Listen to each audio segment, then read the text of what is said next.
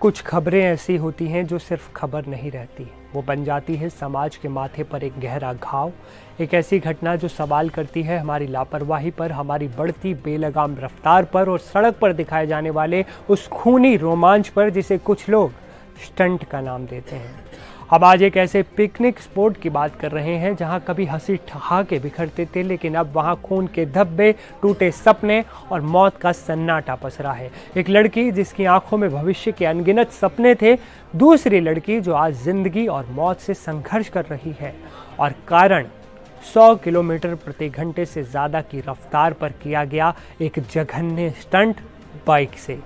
इन स्टंटबाजों ने सिर्फ एक जिंदगी नहीं छीनी, इन्होंने छीना है एक परिवार का विश्वास, एक समाज का सुकून। सबसे शर्मनाक बात तो ये है कि इस कत्लेआम के बाद उन दरिंदों ने इंस्टाग्राम पर जश्न मनाया। आज हम इस लापरवाही की पराकाष्ठा पर चिंता जताएंगे और पूछेंगे कि कब रुकेंगे ये डेथ जोन का खेल, कब रुकेगा। नमस्ते, मैं हूं असीम और आप देख रहे हैं एनडीटीवी इंडिया। दोस्तों, ये दुखद घटना यूपी के कानपुर के गंगा बैराज की है। भाविका गुप्ता बीए की छात्रा अपनी सहेली नेहा के साथ बस कुछ पल सुकून के लिए वहां गई थी। वो नहीं जानती थी कि सुकून की वो शाम उनकी जिंदगी की आखिरी शाम बन जाएगी, गुरुवार की काली शाम। भाविका अपनी स्कूटी मोड़ रही थी, तभी मौत 2 स्पोर्ट्स बाइकों पर सवार होकर उसके सामने आ गई। 110 किलोमीटर प्रति घंटे की अंधी रफ्तार से वे हवा को चीरते हुए आ रहे थे। स्टंटबाज जिनके लिए सड़क नियम, कानून या किसी की जान की कोई कीमत नहीं थी। टक्कर इतनी भयानक थी कि स्कूटी के टुकड़े टुकड़े हो गए। भाविका का शरीर लगभग 50 मीटर तक सड़क पर घिसटता चला गया। सड़क खून से लाल हो गई, उसके जबड़े टूट गए और दांत बिखर गए। जब तक राहगीरों ने उसे लहूलुहान हालत में अस्पताल पहुंचाया, बहुत देर हो चुकी थी। डॉक्टरों ने भाविका को मृत घोषित कर दिया। उसकी सहेली नेहा आज भी जिंदगी के लिए संघर्ष कर रही है, काल से लड़ रही है। आसपास के लोगों ने ही बताया कि बाइक की रफ्तार 100 किलोमीटर प्रति घंटे से भी ज़्यादा थी। घटना को अंजाम देने वाले 4 आरोपी मौके से भाग निकले, लेकिन अपनी बाइक यूपी 78 HM 3986 नंबर है उसका, वहीं छोड़ गए। इसी बाइक पर लिखी एक इंस्टाग्राम आईडी ने उनकी शैतानी चेहरे से नकाब उतार दिया। जब भाविका के मातम में डूबे परिजनों ने उस आईडी ब्रजेश निषाद _R155M को खोला तो उन्हें आरोपी ब्रजेश निषाद और उसके दोस्तों की बेशर्मी का सबूत मिल गया। उनके दोस्तों ने कमेंट किया, एक्सीडेंट हुआ है, लड़कियों को तो मार दिया तुमने, और जवाब में पुष्टि भी की गई, यही ब्रजेश निषाद ने उड़ाया है अपनी बाइक से।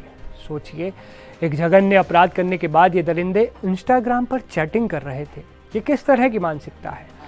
भाविका के चचेरे भाई अंकित गुप्ता ने दर्द भरी आवाज में कहा कि स्टंटबाजी के चलते मेरी बहन की जान चली गई।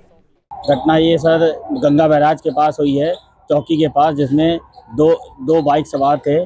वो रेसिंग कर रहे थे, जिसमें लड़कियां लोग थी, 2 लड़कियां थी, वो जा रही थी और उनका वो बाइक टर्न कर रही थी अपनी स्कूटी, तो उन्होंने काफ़ी रेसिंग कर रहे थे तेज़ी से, उससे स्कूटी से टक्कर हुई, जिसमें लड़की एक्सपायर हो गई और दूसरी लड़की हॉस्पिटल में एडमिट है। एक बाइक वाले के लड़के की बाइक मिल गई है, दूसरी बाइक वहाँ से वो लोग चले गए, फरार हो गए। रेसिंग कर रहे थे। क्या स्पीड रही होगी पता चला? लगभग 100 प्लस थी। हाँ, उनकी इंस्टाग्राम आईडी लिखी, उससे उसमें निकाला गया, तो उसमें कमेंट्स भी पड़े हुए हैं। पोस्ट पे कमेंट पड़े हुए हैं। 2 लड़कियों को तुमने मार दिया है और वो जिंदा हो कि नहीं हो, और जो लड़कियां जिनको मारा है वो एक जिंदा है, एक मर गई है, और तुम वहाँ से तुम लोग बचे हो कि नहीं। वहीं एसीपी अमित चौरसिया ने बताया कि आरोपी की बाइक बरामद कर ली गई है और आरोपी ब्रजेश निषाद के खिलाफ मामला भी दर्ज कर लिया गया है। उसकी तलाश जारी है, लेकिन सवाल है कब दबोचा जाएगा वो शख्स। थाना नवाबगंज पे गंगा बैराज क्षेत्र में एक बाइक व एक स्कूटी में आमने सामने भिड़ंत हो गई। इसमें बाइक सवार पे 2 लड़कियां थी, जिनकी टक्कर की वजह से काफ़ी गंभीर चोटें आई थी, जिनको अस्पताल में भर्ती कराया गया था। इलाज के दरमियान घायल जो एक लड़की थी जिसका नाम था भाविका गुप्ता, उसकी मृत्यु हो गई है व एक अन्य का इलाज चल रहा है।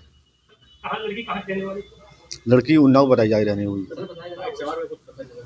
मौके से बाइक बरामद हो गई है, उसके बाद प्रयास किया जा रहा है जो बाइक सवार था।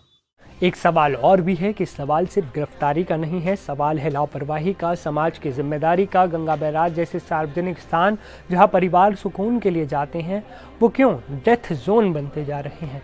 क्यों कानून का डर इन स्टंटबाजों के मन से खत्म हो चुका है? और क्यों सोशल मीडिया पर अपराध का जश्न मनाया जाता है? भाविका की मौत सिर्फ एक हादसा नहीं है, ये हम सब के लिए एक चेतावनी है, ये एक संदेश है। रफ्तार का रोमांच किसी की ज़िंदगी से बढ़कर नहीं हो सकता। आज हम सब मिलकर ये प्रण लें कि हम ऐसी लापरवाही और बेलगाम रफ्तार को बर्दाश्त नहीं करेंगे। पुलिस को सख्त कार्रवाई करनी होगी और हमें अपने बच्चों को समझाना होगा कि सड़क रेसिंग ट्रैक नहीं है, बल्कि जिम्मेदारी का एक रास्ता है। भाविका को तभी सच्ची श्रद्धांजलि मिलेगी जब सड़कें सुरक्षित होंगी, जब आप और हम अपनी जिम्मेदारी ठीक से निभाएंगे।